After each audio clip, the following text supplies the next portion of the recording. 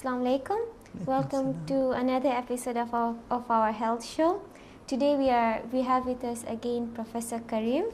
Welcome to our show, Professor. Thank you very much, Fatima. It's always a pleasure to be in this show. Today we have invited you to talk about a topic which is very common. It's felt and experienced by many women out there, but it's very poorly understood. And it does affect child rearing and child upbringing, which we have specialized in. So we would like to have your views on postpartum depression. Thank you very much, Fatima. It's a very interesting topic, and as you rightly said, it is very much experienced by many mothers to be mothers, but it is less talked about, less recognized, and less taken care of. It is assumed to be something natural. It happens and just forget it, and those kind of things, and it has profound consequences on the mother herself, the family, and more important, the child, as you said. So we can discuss about that issues, about what happens to the child and what is it all about. Since we're talking about postpartum depression, we'll start with how do you define depression? As you know, the common notion of depression is somebody who is dim, or somebody who is not up to the mark, is not bright, not active.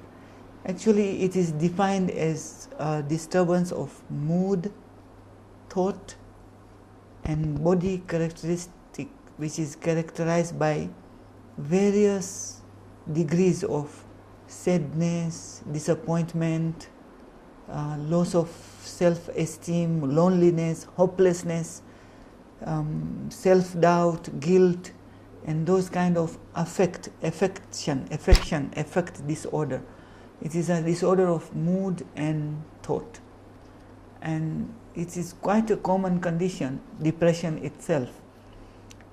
Before I say anything about postpartum depression, depression is a very common phenomenon. Globally, the WHO statistics show that more than 350 million people all over the world, this is WHO statistics, suffer from depression, and it is a leading cause of disability worldwide and a major contributor to global burden of diseases. If I quote a finding done by Dr. Sipten Molidina,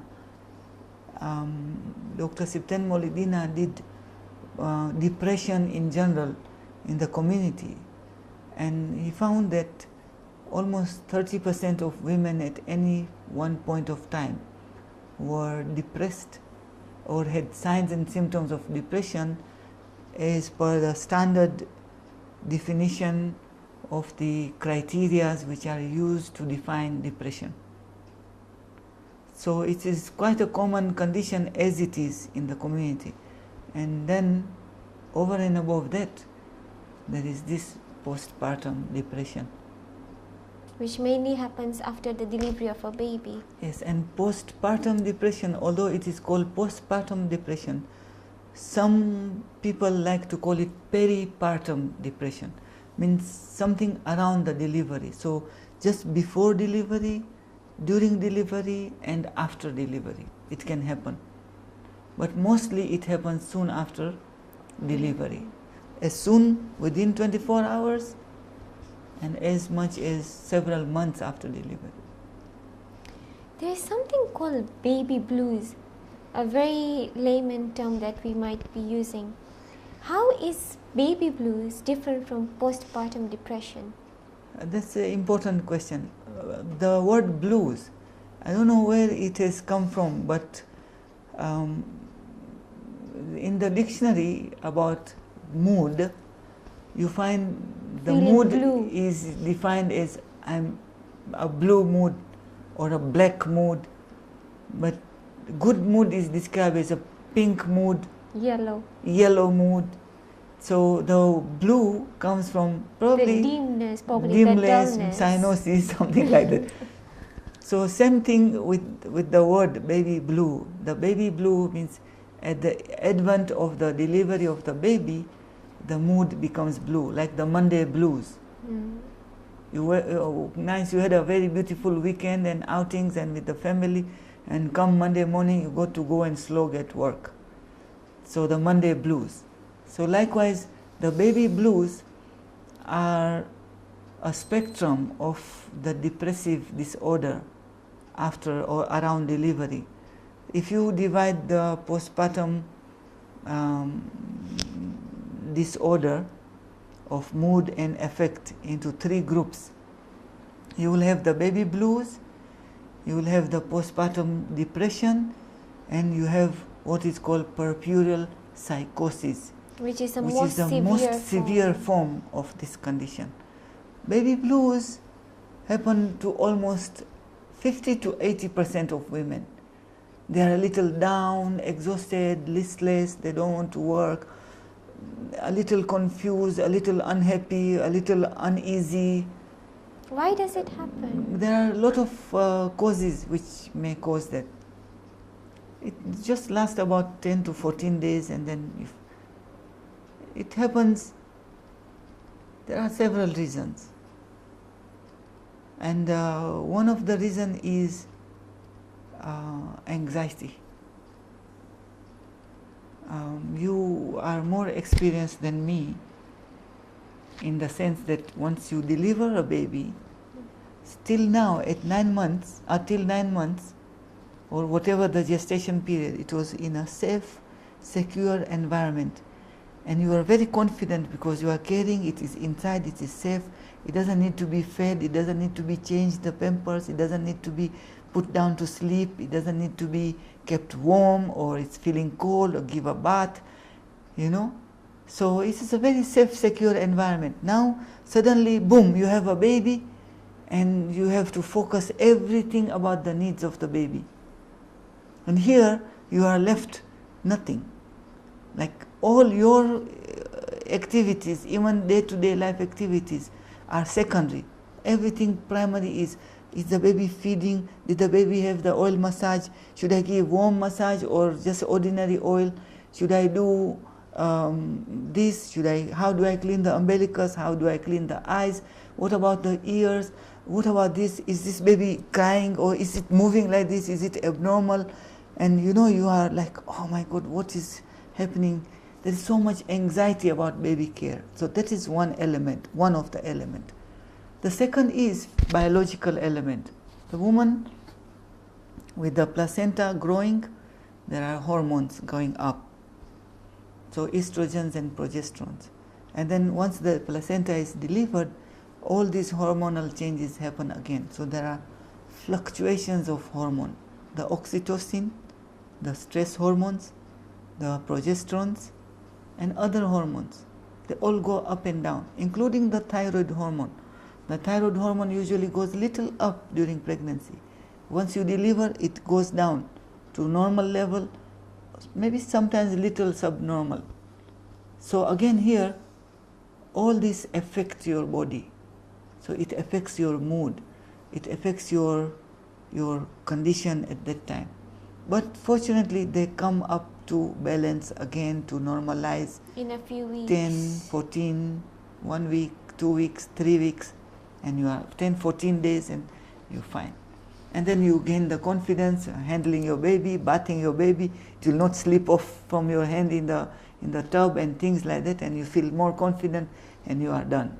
Those are baby blues. So what's the cutoff point? Like the way you define baby blues, like it happens for 2 weeks or 3 weeks, the same feeling of being upset. Yeah. And the difference you are asking? Yeah, between the postpartum depression and the baby blues. Is there any cutoff point? There are some criteria, but the classical cutoff point for me and you is in baby blues, they don't disrupt your normal life, in the sense that you will feel like eating, you will eat, you will make time to do some things or the other. It does not cause disruption in your life. It causes those mood changes, but it is not to the level of causing disruption. It is not to the level of causing like, oh, you know, I wish I never had this child. You don't have that feeling. The attachment towards the child. You don't have that kind of negative thoughts. You don't have disruption in life. You don't become snappy. You get exhausted in things, but there is that level, the cutoff, that it's part of it, and you realize it's part of it, and it goes away sooner. If it doesn't go away sooner, if it disrupts your life, then it goes into the category of postpartum depression. So you mean baby blues is all about being upset and all that, but all then at the same physiological time, changes, and you love your baby and care for it, but in postpartum depression you have negative feelings towards it. you start developing negative feelings. You actually lose appetite, you lose sleep, you don't feel happy, Don't you feel may like be caring very for the tearful, baby. you cry all the time. At any slightest provocation, you would feel like crying and yelling and running away, and those kind of things. When it becomes even more severe than that, suicidal tendencies, That's in aggressiveness, psychosis. then it goes into psychosis. Okay. What are the symptoms of postpartum depression? So, symptoms of postpartum depression. First, as I said, 80% baby blues. About, depends on the country and depends on the population and the people studied. Postpartum depression has been found to range between 15 to up to 40% of pregnant women. In India, 17, 20, 23%. In some places, up to 40%. So, the symptoms of postpartum depression, unlike the baby blues, would be like feeling of hopelessness. Like, I don't know if I will be able to take care of this baby. I don't know, look at this baby. Like, am I really a good mother to this baby? What am I going to do? I'm hopeless, I'm useless. You know, I can't do this and I can't do that. And, you know, oh my God, can I have some people to help me? Helplessness. You feel persistent sadness. You feel low esteem, like now I'll go back to work and everybody will see now, oh, she's already a mom. I don't feel like The I'm social just norms. happy, and I'll lose all the pleasures in activities in life, and you have mood changes, just fluctuations of moods, never in the happy stage, only sad and more sad, sad and more worse sad, no ranges of happiness, and you are unable to adjust to the role of motherhood, unable to smile to people. People come to bring, like in our tradition you have chatti, and people come to what you call in Western tradition baby shower or baby flower, I don't know what they call, and inability to concentrate, sleep disturbance, appetite disturbance.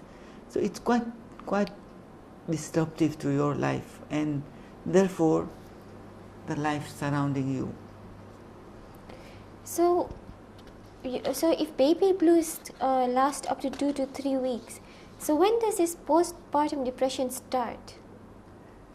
Postpartum depression Is can it always start severe from the beginning? immediately at 24 hours. It can start, and it can start subtle, like small little levels, and then appear like baby blues, and then become severe, or may not have any signs and symptoms of such, just little dysphoria, like not euphoria. Euphoria means elevated mood, and isophoria or normal level, and dysphoria means a little off mood.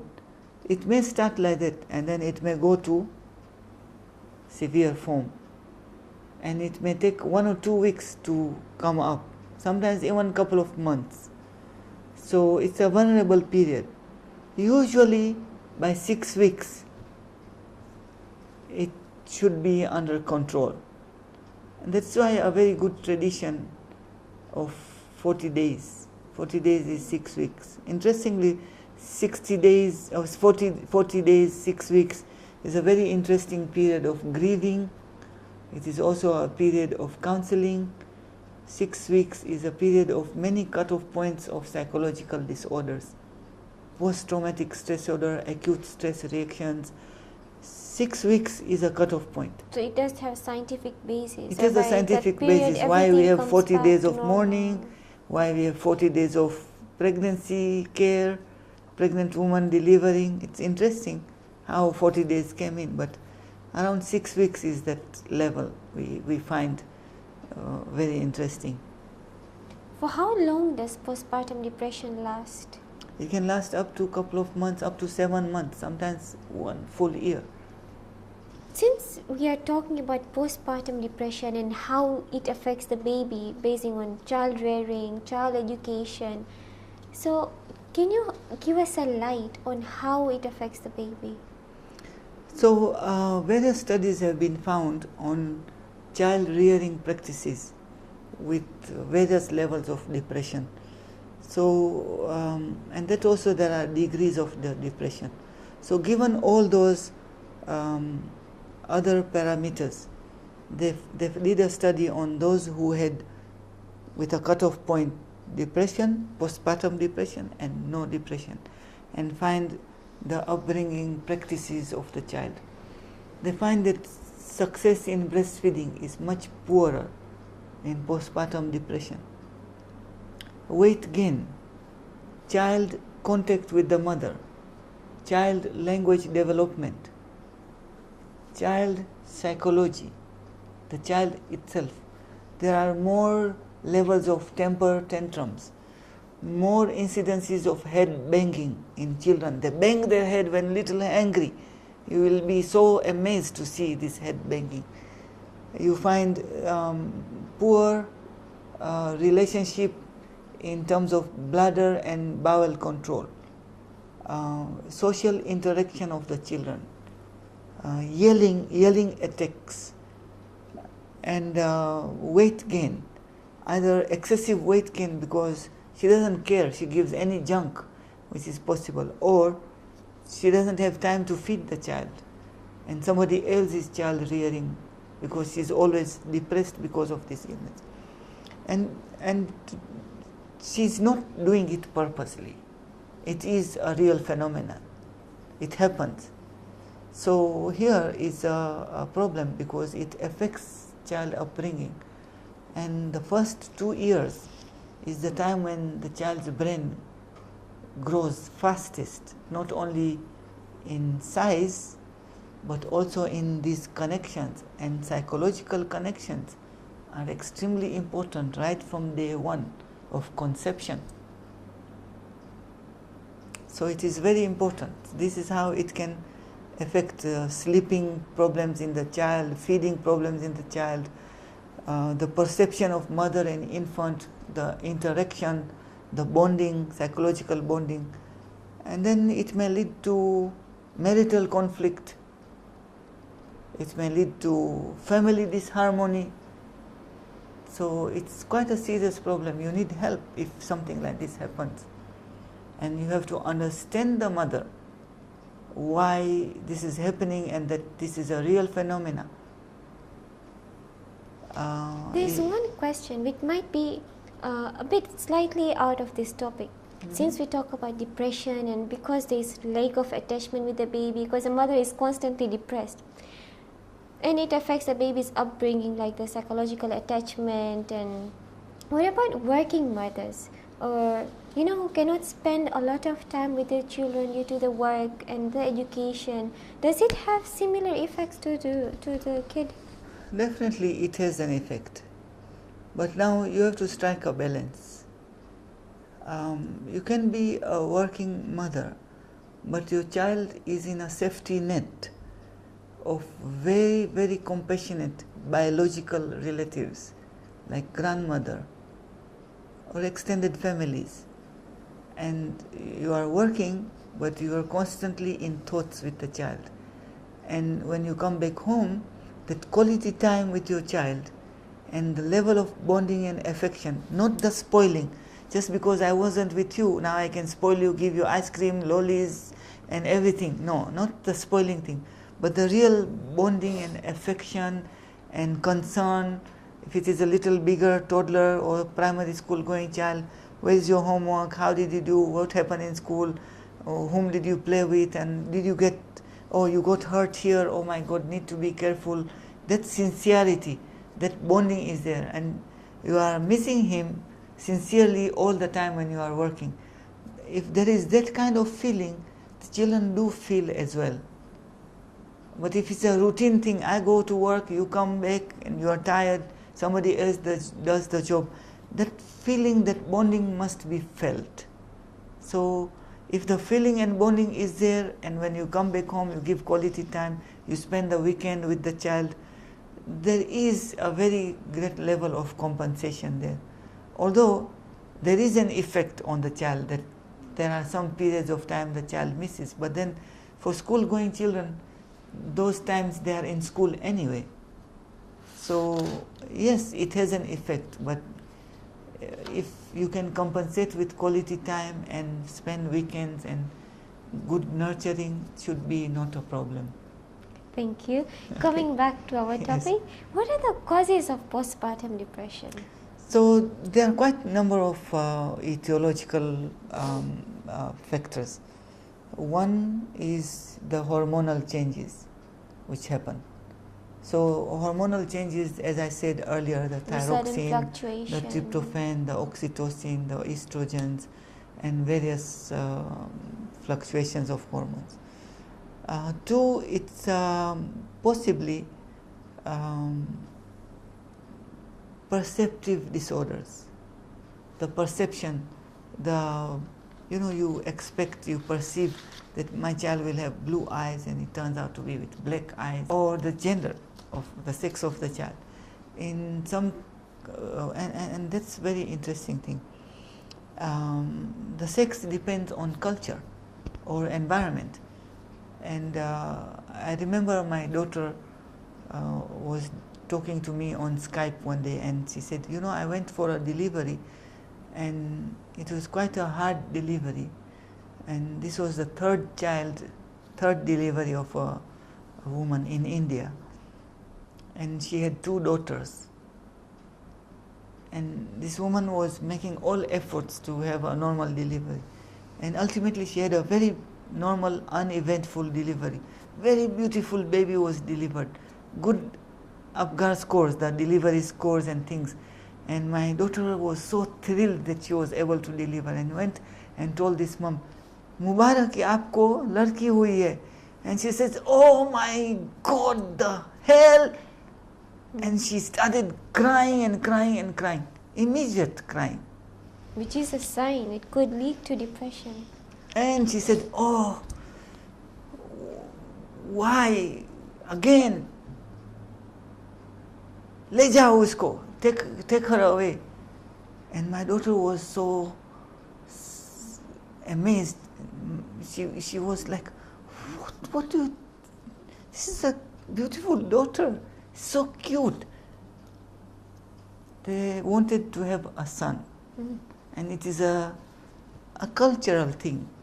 Especially in India. And not only in India, in the times of the Prophet, in the Quran, there is an ayat in the Quran which mentions the Prophet was sitting with ashab. The Prophet sallallahu alaihi wa ali was sitting with ashab, and some news is brought to one of the ashab that your wife has delivered a girl, and his face becomes blackened or with sadness. It is said his face became dark, and he was given the news of delivery of a baby girl, and an ayat of the Quran revealed at the same moment was revealed that tell them that it is me, God, who gives you male, all of them, or female, all of them, or male and female mix, or no child, and male or female child, it is but a blessing from God. You see? So it was there in the olden times, even in Arabia. It is there even now in many communities. So gender of the child, you pointed a very important aspect. So definitely the notion also, હું દુઆ કરી દઉં છું તને છોકરો થાય. You know, we have this, I pray for you, you have છોકરો. Whenever somebody says this way, તને 7 છોકરા થાય, કે સાંભળો આંટી, મને 7 છોકરા નથી ખપતા, જે મને અલ્લાહ આપશે એ ઇનફ છે. It's a blessing. 7 છોકરી હોય તોય અલ્લાહનો શુકર છે, વાંધો નથી એમાં. So there is an effect of gender. Perception.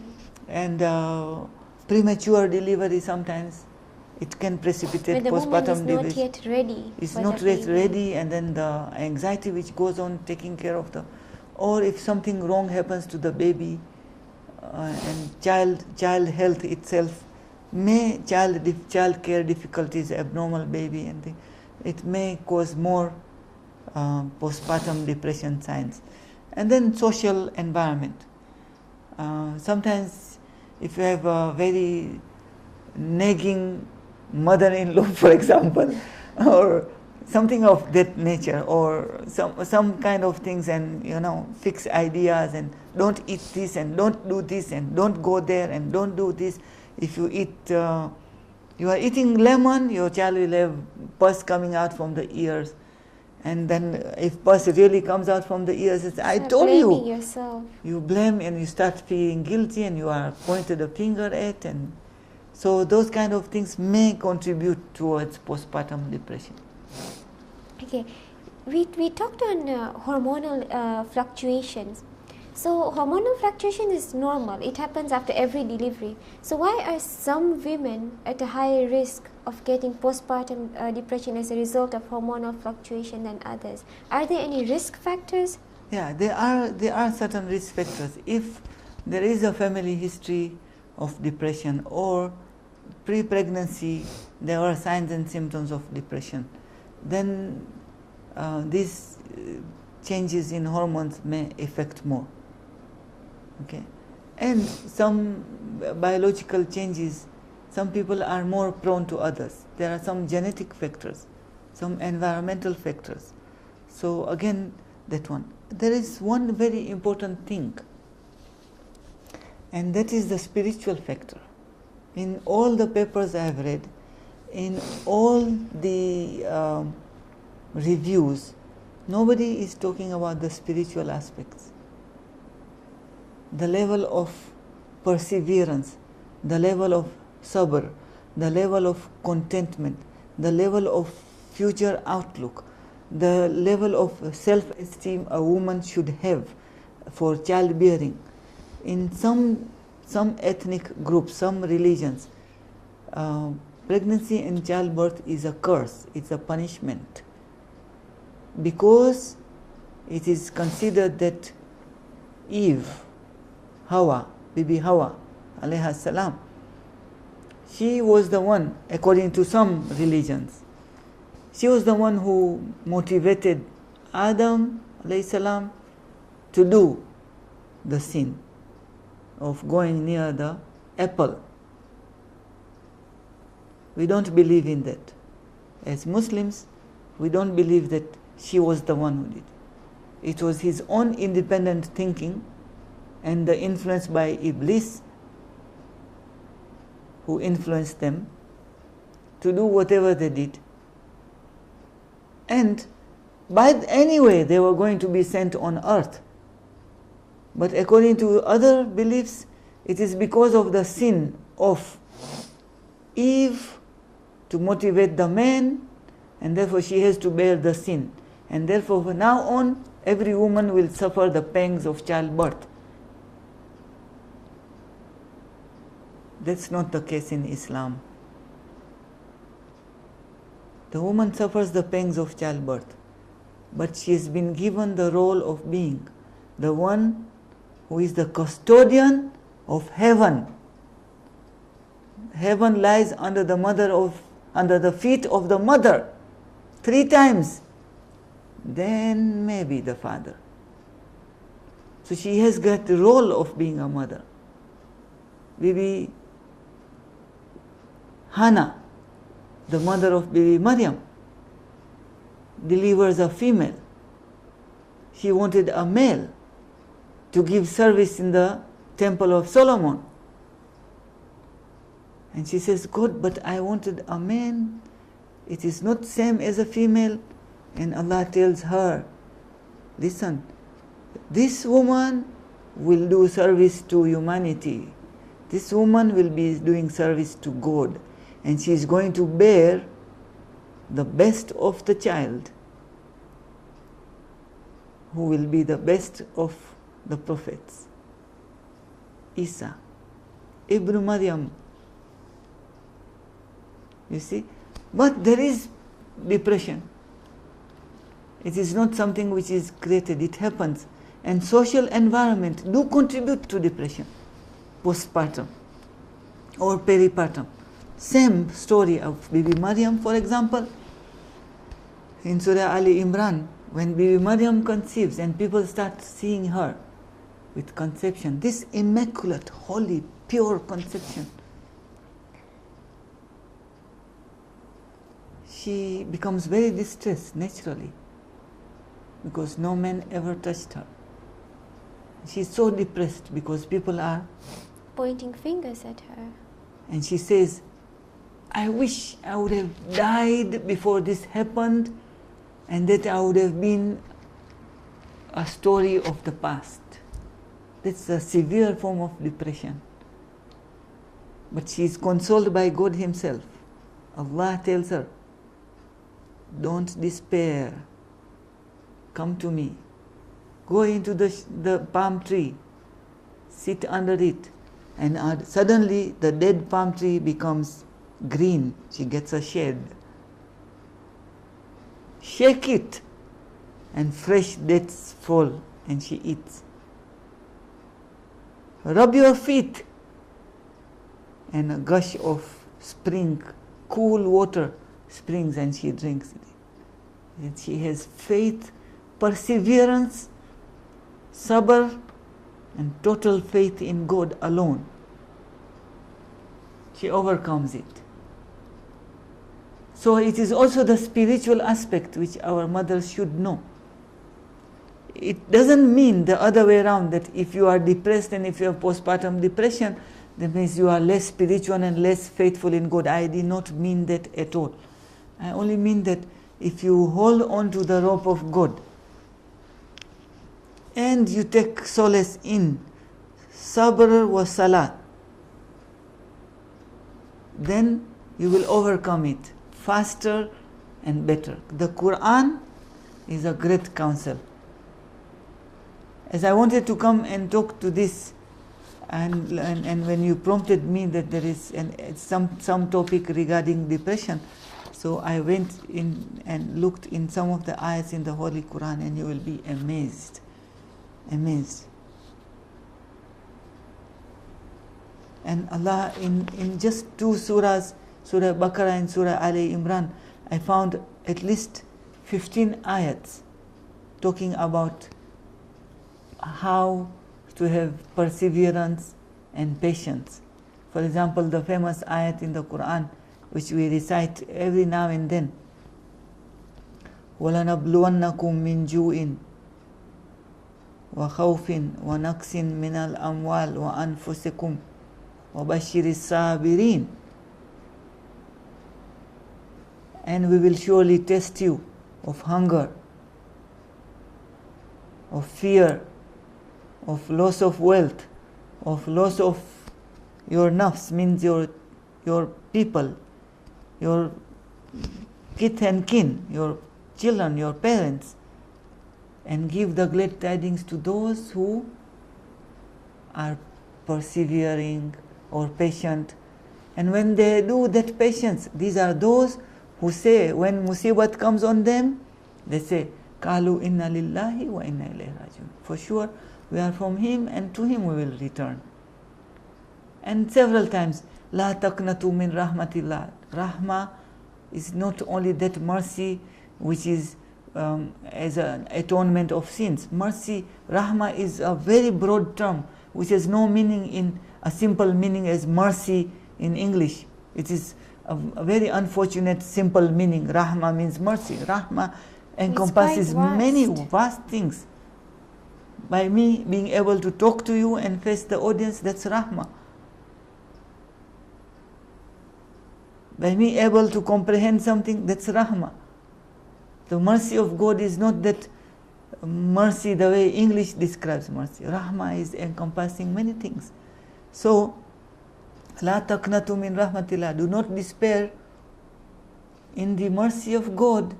Many times we are told. Postpartum depression, again, in one of the surah, if you remember, I talked to you about in breastfeeding, Surah Ahqaf. In Surah Ahqaf, he says, your mother bore you in pain upon pain. The pain of delivering you and the pain of breastfeeding you. And therefore respect her. You see? So there is an element of pain. There is element of depression. It is not just make do that you are, oh, this woman is, depression is real. It happens. But the spiritual aspect should be considered. Unfortunately, in all these reviews which I have read, there is nothing about the spiritual aspect. And which is the utmost thing. It is very important. And I thought that I will highlight this thing, that it is important to solely rely on God. Definitely. Okay. Sorry, I deviated a little bit towards the religion, but it's a very I think important it's very aspect. important. Spiritual well-being is a very important part of health. So, if a woman has got a history of depression, maybe before pregnancy, and now that she has conceived, so does she have to start taking medications for depression immediately, or does she have to deliver and then see how her status is? If the depression was severe enough even before pregnancy, she might need some help there, including medication as well as counseling, behavioral therapy and other things. But if she had depression and she did not require any medication or any counseling or things, and when she delivers, the signs and symptoms go towards depression, severe depression, until level of psychosis, then it is important that she be treated sooner than later. Because once she is out of control, then to bring her to normalization becomes more harder scientifically. Again, here you will ask, then how do I know as an ordinary person? Maybe, how do you know that I'm depressed? Like the pregnant woman herself, how would she know that I'm going towards a state of depression? It's very important. It's very important. There is a very simple tool, a 10-question tool, and a very simple way of counting your points. And you have a particular cutoff point, seek help. Don't feel shy to seek help. Whether it is from your sister, from your very good friend, from your mother, from your caretaker, physician, or pediatrician, or obstetrician, or from anybody who is able to listen to you to see if these things are getting out of control. Because the woman might think it's something normal and ignore it, so, but it's something important. It's important, very nice tool. We can discuss about that if you... Yes, please. Yeah. So there is this tool which is very interesting. It is a self-administered tool. You can administer it on yourself. A questionnaire kind of. A questionnaire, just 10 questions. It is called the Edinburgh Postnatal Depression Scale. You have to just acknowledge the authors of that score. And I would like to acknowledge Cox and Holden and Sogowski from the British Journal of Psychiatry since 1987. It is time tested and translated in many languages. There are 10 questions, and if I go through it quickly with you and the audience, you will realize that they are very simple questions. And then at the back of the page, there is a scoring. If you score more than 10 total, you are possibly depressed. If it is less than 10, then you are fine. And item number 10, if you score, it is a 4 A, B, C, D. It starts with 3, 2, 1, 0. If you score anything like 3 or 2 in item number 10, it's serious. Regardless of the previous Regardless scores. of the previous. So there is an instruction, very, very simple. Let's say, for example, question number 1. He says, you are asking yourself, I have been able to laugh and see the funny side of things. For example, you are changing a pamper, a nappy on your male child. You are changing the pamper. It was wet. When you change pampers, ask those who have boys, They pee on you. and you are just changing unsuspectingly, and suddenly you find nice warm water on your face. And now, if you find it funny, you can laugh over it, fine, that's good. Yeah. But if you find, oh my goodness, what the hell?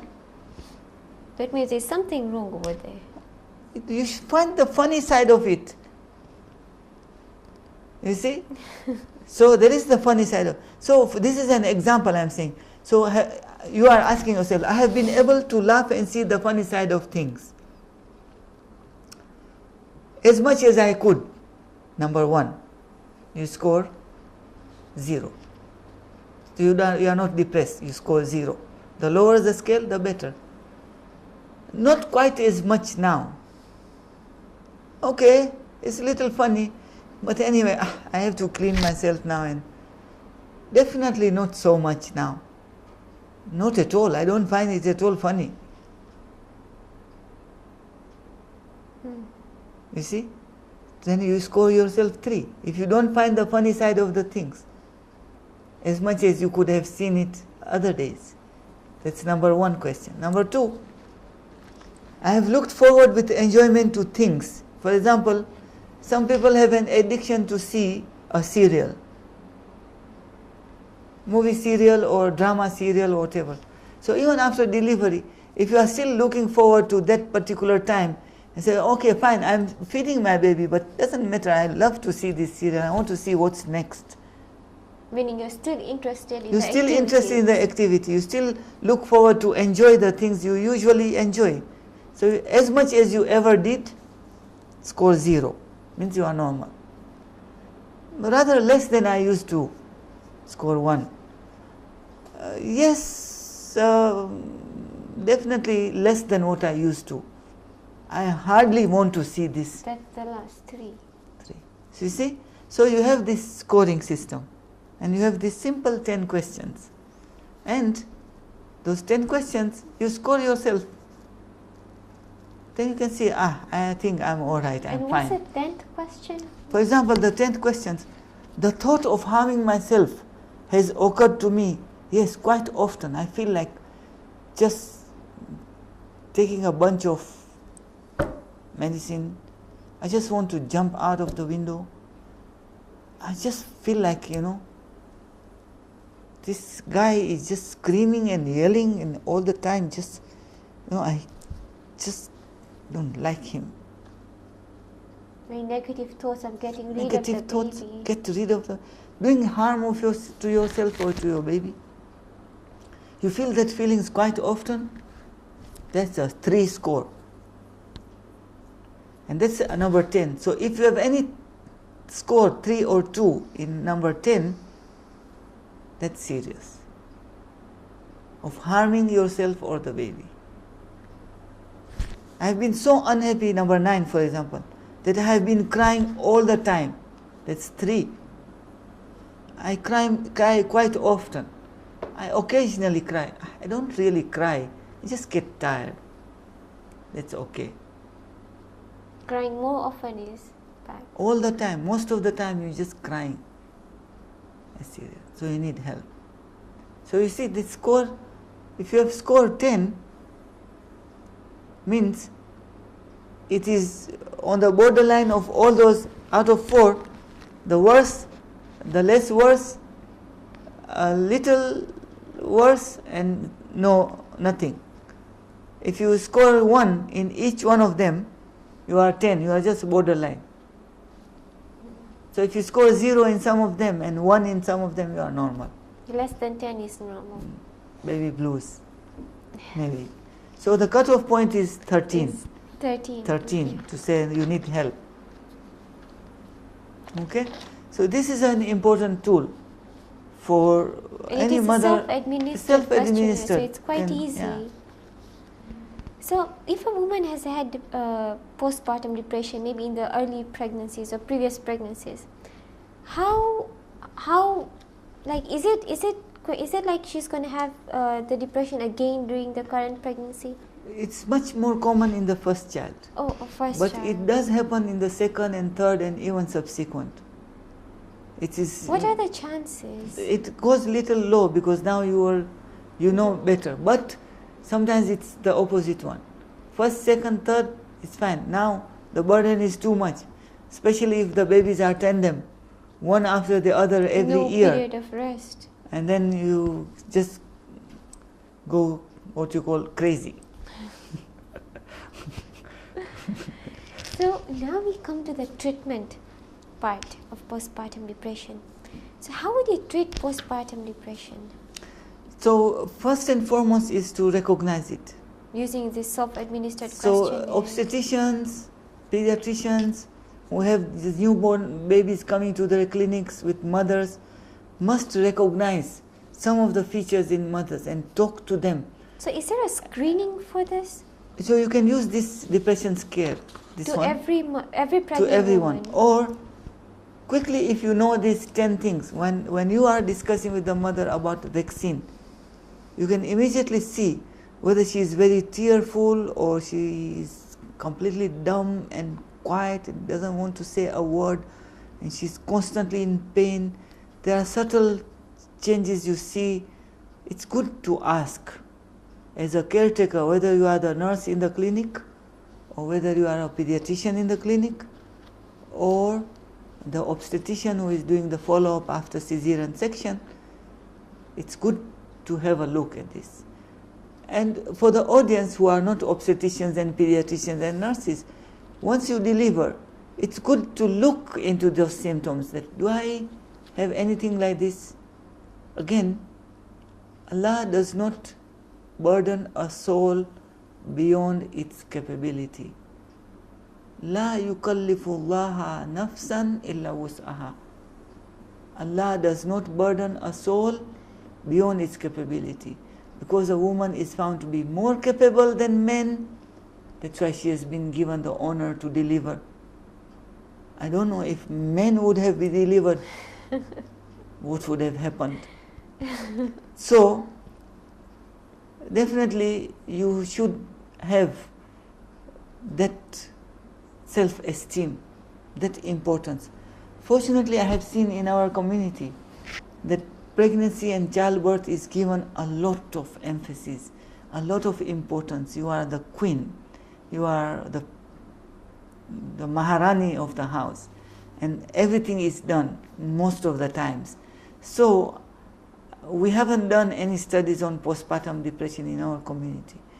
I would presume it's less, but I can't presume too much. So it's important every pregnant woman goes into this depression scale, ask the physician or the obstetrician, ask volunteers to ask, can I have this scale? I feel a little uneasy, I feel my mood is depressed, I feel low self-esteem, I feel helplessness.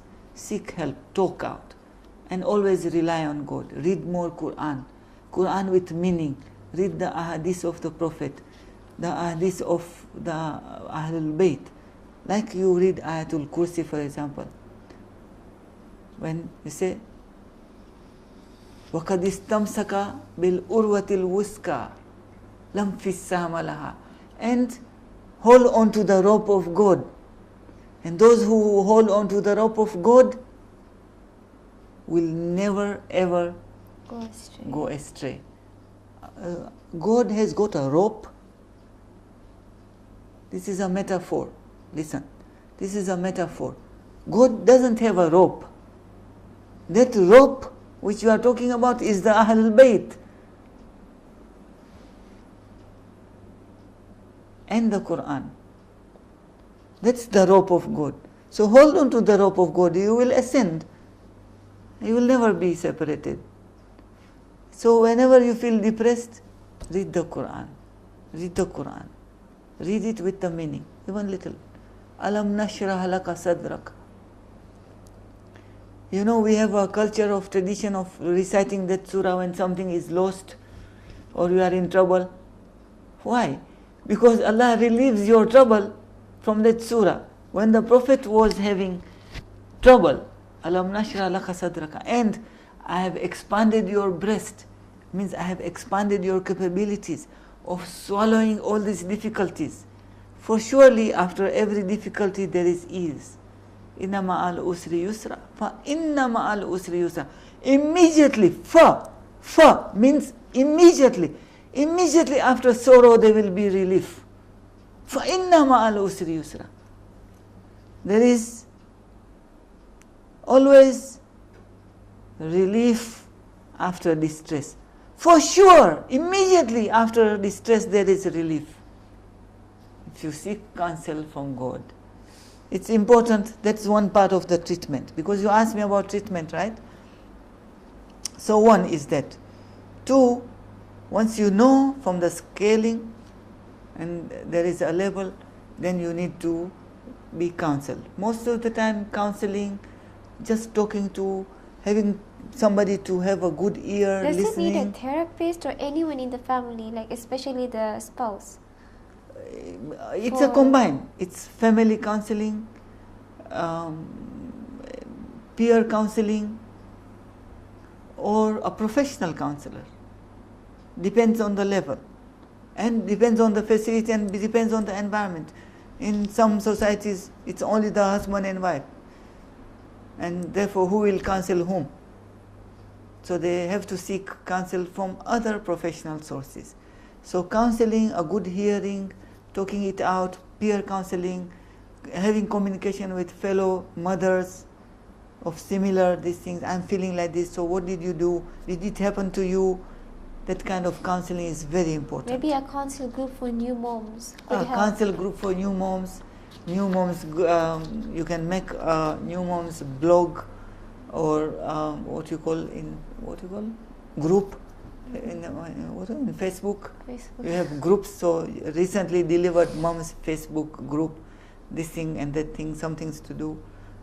So that intervention is first you screen, because most of the time you are unable to recognize it, so you have to screen.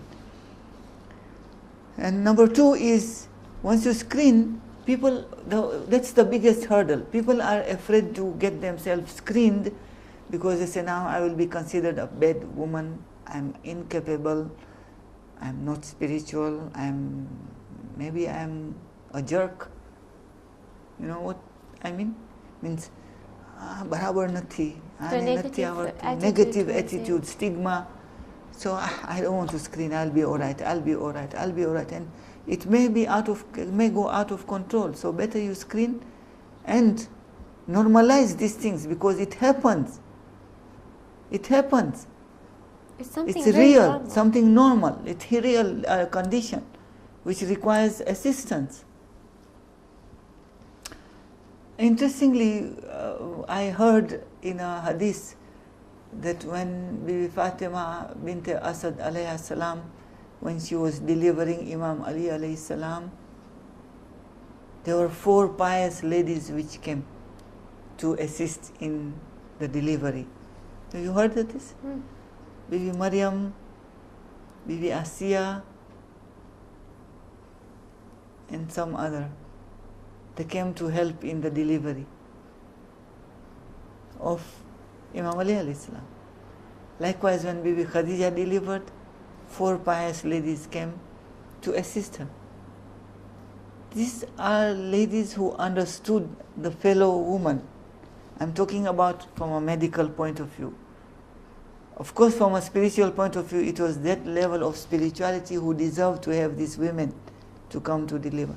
But from a medical point of view, there were these pious women who understood her fellow woman, who is delivering a fellow woman or a son, and they were there to counsel her, to give her the support she needed. That's Which the is a crux. very important Important thing. support she needed. You understand? So she needed that support. So don't feel she's crazy, she's going bonkers and she's this and that. It is normal, it happens, and she needs the support. That's a very, very important topic. That's an important message to all out there, that when a woman delivers, try to relieve and remove all the stress-giving elements. If there are all small issues, domestic issues, ignore them.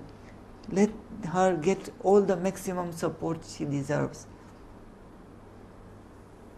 Because childbirth is pain upon pain, as described by God Himself. Okay, so she's not crazy. So you can screen that before delivery, soon after delivery, when you go to the first clinic for the baby's vaccine, do this screening. Or you are going for a family planning visit because you want to space the child and you want to ask for some questions from your midwife or doctor or something. Use the screening tool which I said, this is called the Edinburgh Postnatal Depression Scale. And you can do it yourself. It is in English. If you can't understand English, let somebody who understands properly English read it for you. It can be easily translated Gujarati. Easily. Anybody can read it for you and translate it for you in Gujarati. So what happens, like the first step in treatment is recognizing it. Understanding it is not something, a disease, it's something normal. It is not something which you are making do, or you are bad, or you are crazy or something. It happens. And it is real. And they need help. And you also have to recognize that I need to seek help. I really don't care if somebody says I did this depression scale. I have to destigmatize myself. So what happens if it goes untreated over time? If it goes untreated over time, it can be very serious. It can lead disruption of marital life, because marital relations become poor. Family interactions become poor. Interactions with children become poor. And then the vicious circle begins. The woman cannot communicate with the husband. The husband feels very depressed. The husband becomes postpartum depressed, because he cannot talk the same way. He cannot have the same funny jokes he had with his wife. He cannot interact the same man to woman interactions. He cannot undertake intimate relationship the way he would have loved to. And that can be a serious family disharmony. A very serious family disharmony. And if that leads to it, he will ignore, and then the woman becomes more depressed and be more ignored, and then again. And then if there is an extended family, it goes into the surrounding people, mother-in-law, father-in-law, other siblings, other children, children's life, and it goes on and on. The child's potty training, this thing, that things, all those problems, it goes into a vicious circle. So you need help before it goes out of control.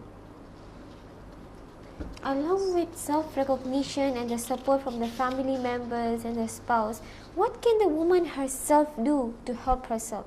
Like, she has already recognized that I am suffering from depression. So what should she do to ease herself? So one, seek counsel. Two, seek comfort from spiritual things. Third, talk it out with the husband.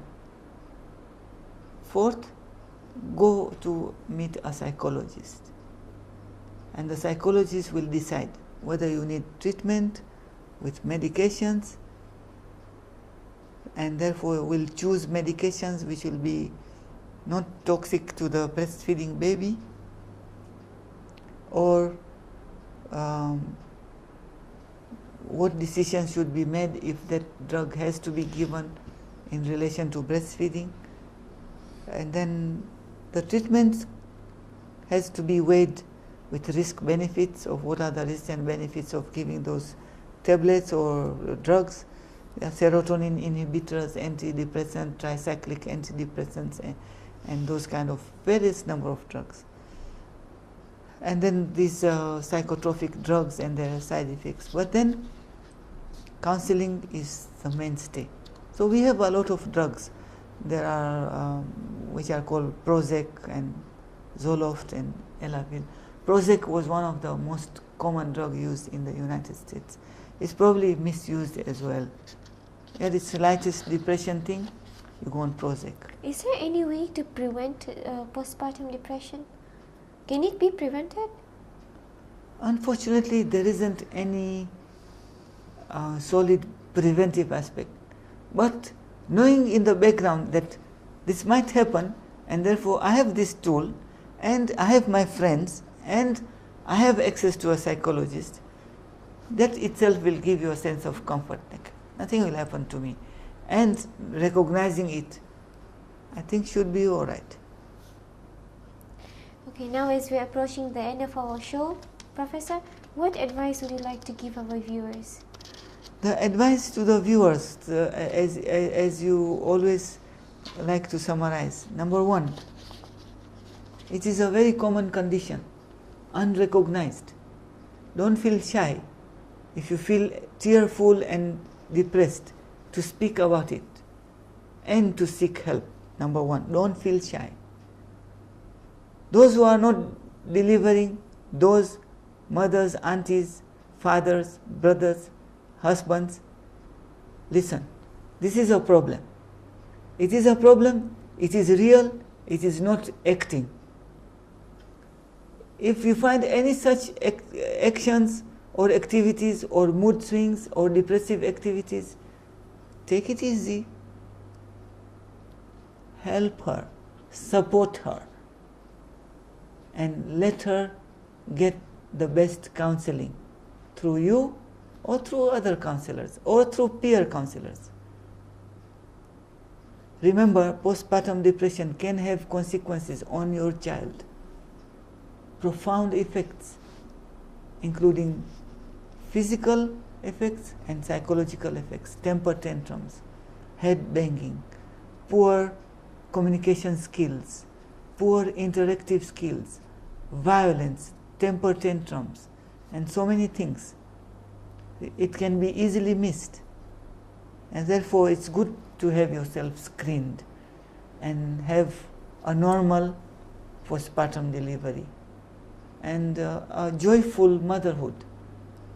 I think it's important. This is a very important message for our young mothers out there. Please don't run away from this problem, recognize it and treat yourselves. Thank you so much, Professor, for coming to our show. Khuda Hafiz. Yes.